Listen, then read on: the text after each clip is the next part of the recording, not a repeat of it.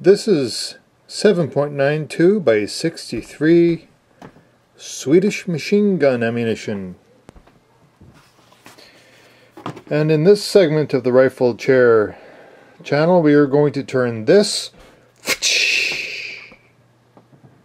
218 grain 8mm Cupro nickel-plated bullet. We're going to turn this ammunition into 303 British. See how it works. This is a .312 Hornady interlock. 0.312 inches Hornady interlock, 174 grain, round nose, and the 303 British. See how things happen, how things work out. Do it safely and efficiently. Stay tuned. So when you're reloading, there are numerous things that you really need to pay attention to. Now I'm going to kind of tone this down for beginners, this video, because hand loading, if done improperly, could kill you. So it's very important that you take this stuff seriously. It could kill you, it could disfigure you, it could permanently alter your life.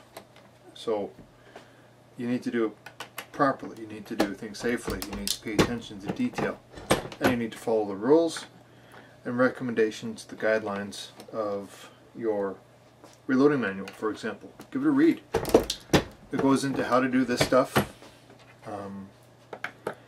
Right in the books themselves, they all do. I mean, it's kind of a CYA for the hand loading companies. Hornady, Spear, Nosler, Barnes, Lyman. The list goes on. Sure, I mean the hand loading directions are all pretty much the same. Maybe a little bit of specific directions on how to use their equipment properly and safely. But you should give that a read. No, I'm not just talking about newbies. Even experienced hand loaders should be doing this. A number of years ago, I purchased some 8x63 Swedish machine gun ammunition, and I basically bought it from Marstar for the components, the bullets and the powder. Primers are Berdan, and the brass for these, that's something that I can use, so I'm basically just using the powder and the bullets.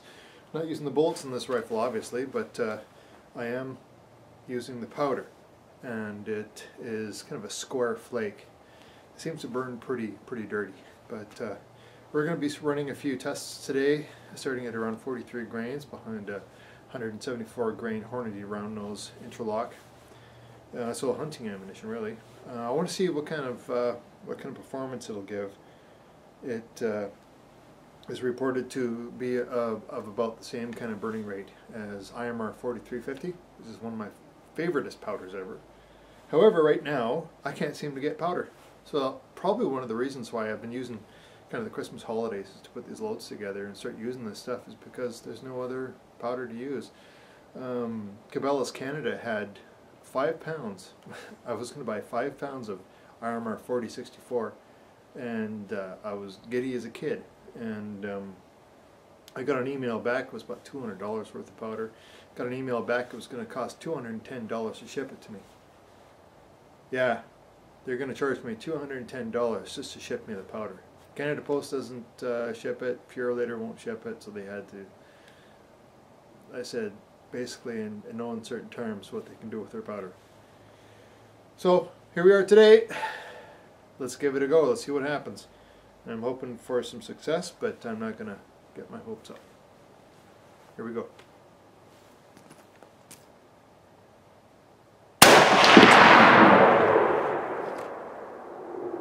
$21.79.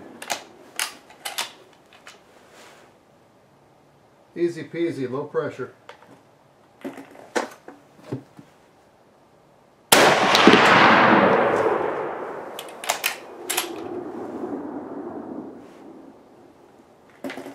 $21.31.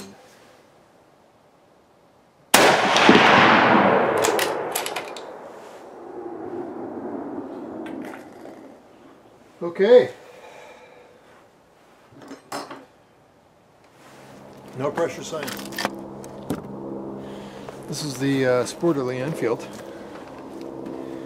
And the target on the left was 43 grains of this square extruded machine gun powder. 43 grains, and that's not a compressed load. And frankly, the performance is pretty piss poor. We're about averaging at 2150 feet per second, and a huge standard deviation. No pressure sends at all. The middle target is 44 grains, 5 rounds. The 43 grains on the left was only 3 rounds. 5 rounds for the middle target, 44 grains. Again, no signs of pressure, but a huge standard deviation of 49 feet per second. Average muzzle velocity was 2255 feet per second. And the target on the right, we're starting to see a little bit of flattening of the primers, but it's really starting to tighten up. At 2,362 feet per second, standard deviation 17 feet per second. So you can see there's a direct relationship here on standard deviation from one bullet to the next.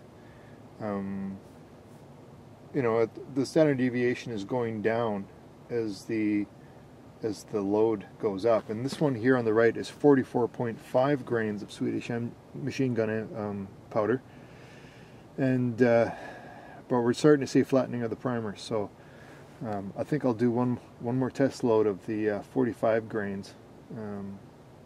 If it gets much worse, then we'll just stop.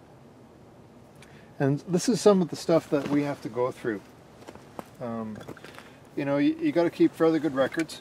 Right? I got my Lam data log here, and this is probably worth a video in and of itself. All of the data for all of the rifles and all the loads, what it likes, what it doesn't like. Some rifles seem to shoot everything extremely well. Some are very, very specific or picky about the type of ammunition that they want to eat. And you know, I'm glad things are starting to pull together here because I've got a lot of this powder, and I need a use for it. So if it's going to work in this 303, we'll just load with this stuff because I got lots of it. So that's 44.5 grains. Open sights, 100 meters, and that's at a 200-yard zero. The point of aim is here, but at 200 meters, the point of impact is where the point of aim is. So we're at 100 meters here, so it's going to be a little bit high, but that's okay. We're just testing loads.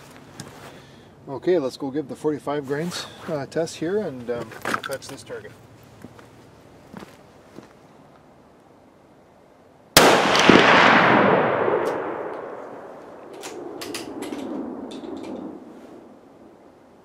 We'll keep going, doesn't look too bad.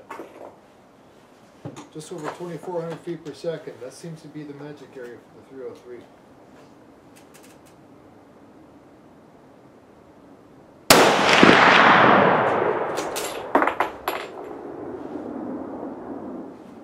Problem. No problem.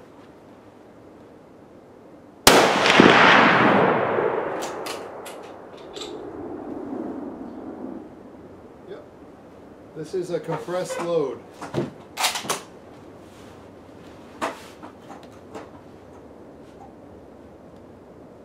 And these are crimped.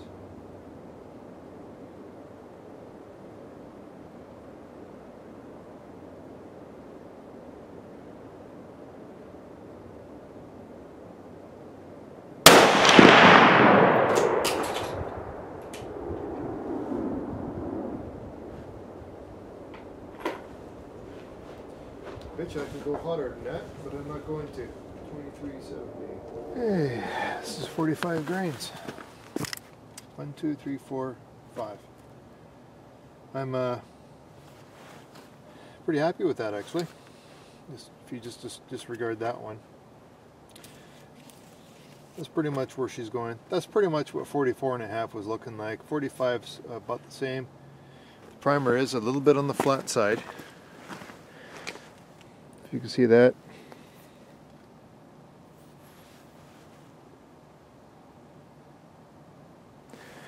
But you know, what it all really comes down to, I mean, we did that when the shit hits the fan video.